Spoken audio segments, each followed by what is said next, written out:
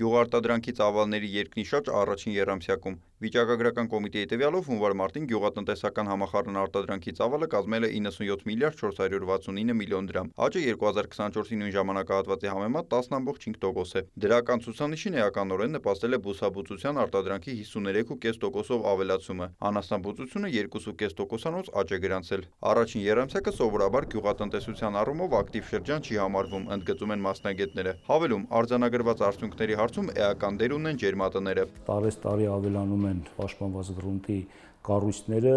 եւ ոչ միայն ծավալային առումով, ուրախալի է նաեւ, որ մենք ունենք նաեւ հայ-տեխ բարձր տեխնոլոգիաներով պաշտպանված գրունտի կառույցներ եւ որը նաեւ ենթադրում է արտադրական մեծ ծավալներ։ Եվ այս սեզոնի համար հիմնականում այն կապված է կարգավորվող միջավայրում գյուղատնտեսական մշակաբույսերի արտադրության եւ դրանց բերքի ծավալների ավելացման հետ։ Գյուղոլորտի ակտիվացմանը էականորեն նպաստում են պետական աջակցության ծրագրերն ու դրանց շարունակականությունը, շեշտում է Նազարյանը։ Պետական աջակցության ծրագրերը անմիջական ազդեցություն ունեն եւ ցանկատարությունների ավելացման, եւ բերքի ծավալների ավելացման, եւ բերքի որակի ավելացման առումով, եթե մենք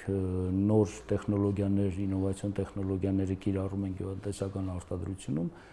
մենք բոլոր կողմերից բարելավում ենք արտադրությունը։ Ոչ բոլոր ֆերմերներն են զգացել տարվա ակտիվ աճի տեմպը։ Ներսես Դավթյանը նշում է, որ եղանակային անբարենպաստ պայմանները որոշակիորեն խառնել են իր պլանները։ Եթե լավ ալնում, ստանում ես էլի, այնպես չի, որ ծախսերը տալիս ես, մնում է, բայց ինչքան որ դու հաշվարկ ես արել, որպեսզի քեզի մնար, չի մնում էլի, ասենք, խոսքի օրինակի համար մտածել ես քեզի պետք է մի 800,000 դրամ քո ծախսերը հանած փող մնա, չի մնում։ Հենց սենց բաների պատճառով, այս գների պատճառով, ոչ մեկ մեղավոր չի, էսի եղանակն է, բնությունն է, պրոստը շատ է նեղացնում, մարդկան շատ է էլի նեղություն տալի։ Ամեն դեպքում դրական ակնկալիքներ դեռևս ունի, թե որքան եկամուտ կունենա տարվա ընթացքում այս պահին դեռ չի կարող կանխատեսել, բայց իր ընտրած մշակաբույսը ելակը շահավետ է համարում։ Լիքը մարդիկ կան նանայով են սկսում, լիքը մարդիկ կան թարխունով են սկսում, լիքը մարդիկ կան պոմիդոր ծաղիկով են սկսում։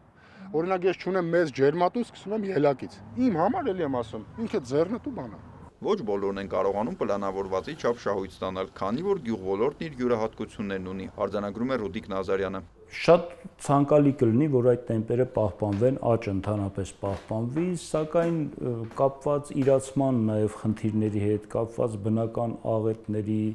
հասցրած վնասների հետ, կապված նաև մշակության կազմակերպման տնտեսավարողների համար ստեղծված մի շարք դժվարությունների հետ,